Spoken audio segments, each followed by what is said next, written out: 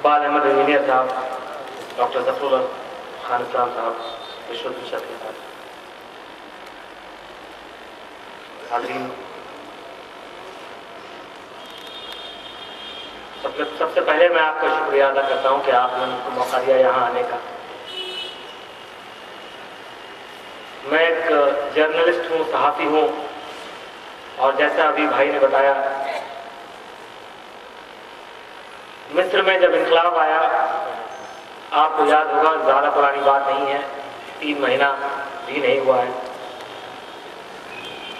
25 जनवरी यानी 2 महीना पहले, 25 जनवरी 2011 को मिस्र की राजधानी काहिरा के तहरीर स्क्वायर में, जिसे मैदान तहरीर कहते हैं, वहाँ लाखों लोग एक साथ जमा हो गए। 18 रोज तक जमा रहे और उनके ऊपर 2 बार हमला किया गया।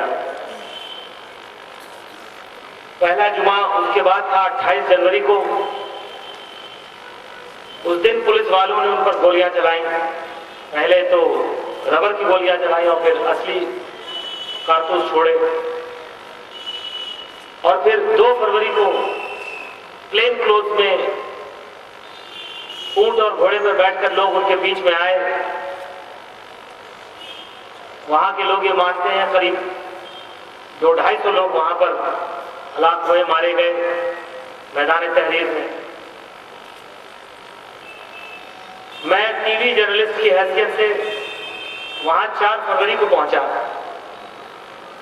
जो कुछ मैंने वहां देखा समझा वो आपके सामने रखता हूं। ये बात सही है कि पूरी दुनिया ने देखा है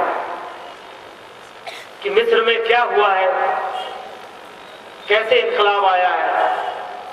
एक शख्स जो अमेरिका की शहर पे वहां 29 सालों से ज्यादा काबिज था, उसको आवाम के हुजूम के आगे झुकना पड़ा और 18 दिन में उसको निजाम छोड़कर भागना पड़ा।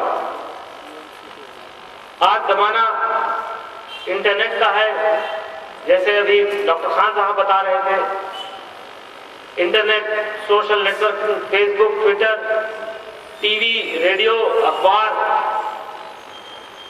दिन में 24 घंटे हम लोग तमाम खबरात देखते हैं। आपने भी दिन रात देखा होगा मैदान तहरीर का नजारा। बस काहिरा एयरपोर्ट पे गया, रास्ते भर धूम है, लोग खुश हैं।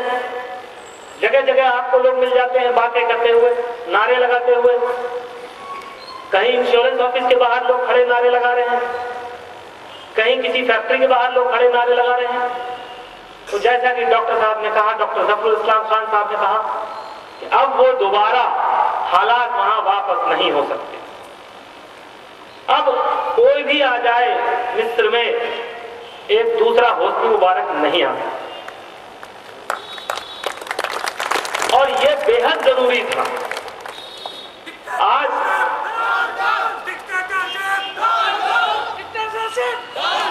आज हमारे मुल्क में इंकलाब की जरूरत है। और मैं आप लोगों से गुजारिश ये करता हूं कि आप लोग सोचिए, हम सबको मिलकर सोचना चाहिए कि जिन सपनों को लेकर, ख्वाबों को लेकर इस मुल्क को आजादी दिलाई गई थी, क्या वो सपना, क्या वो ख्वाब पूरे हो गए हैं? ये हम सबको मालूम है कि ऐसा नहीं है।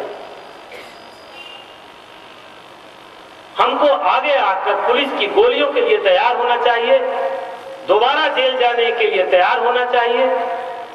हमको वो सारी लड़ाइयां फिर से लड़नी चाहिए। गांवों में लड़ी जा रही हैं, छत्तीसगढ़ में, झारखंड में, यहाँ आंध्र प्रदेश में, महाराष्ट्र में, केरला में, गुजरात में, तमाम जगह लोग अपनी जमीन, अपने खेत, अपनी नदी, अपने नाले, अपने पहाड़, अपने जंगल के लिए लड़ रहे हैं। ये सब अमेरिकी और यूरोपियन कंपनियों की शह पर हमारी सरकार अदालतों का इस्तेमाल करके उन नदी, नाले, खेत सब बांटने को और बेच देने के लिए तैयार खड़ी है। आज से 200-300 साल पहले जो काम ईस्ट इंडिया कंपनी ने किया था, वो काम आज फिर हिंदुस्तान में हो रहा है। हमको ये तय करना चाहिए, हमको ये कसम खानी चाहिए कि जिस तरह से मिडिल ईस्ट के लोग, हमारे अरब भाई बहन अमेरिका के पैर उखाड़ने के लिए तैयार खड़े हो गए हैं, वैसे ही हम लोगों को भी हिंदुस्तान से अमेरिका और इजराइल के पैर उखाड़कर फेंक देने के लिए तैयार होना चाहिए।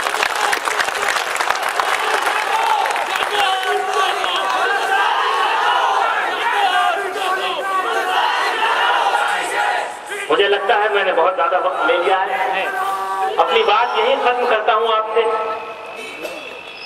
मैं एक आखिरी बात आपसे कहूंगा। मैं शेरकी साहब के साथ गाजा गया, अभी ईरान होकर आया हूं। फिलिस्तीन की लड़ाई में मैं अपने आप खींचता चला जा रहा हूं। मेरा मजहब हिंदू है, आप लोग जानते हैं हिंदू क्या होता है। हमारे अरब भाइयों को तो समझ ही भी नहीं आता था हिंदू क्या होता है। और मैं ये मानता हूं कि जो गांधी जी ने कहा कि इस देश में हिंदू और मुसलमान दो भाई हैं, इनको कोई अलग नहीं कर सकता।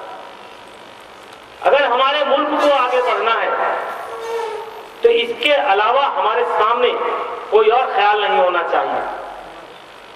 हमको मजहबी सोच पर लौटना होगा। हिंदुओं को भी, मैं अपने हिंदू भाई बहनों से भी कहता हूं कि मैं खुद अपने अंदर जो महसूस करता हूं कि मुझे मजहबी, जैसे गांधी जी ने हमको समझाया कि हम जब तक एक अच्छा हिंदू नहीं बनेंगे और एक अच्छा मुसलमान नहीं बनेंगे, तब तक हम अच्छे हिंदू और मुसलमान भाई नहीं बन पाएंगे। और जब तक हम अच्छे हिंदू और मुसलमान भाई नहीं बन पाएंगे, तब तक हम इस देश के अच्छे सिटीजन भी नहीं बन पाएंगे।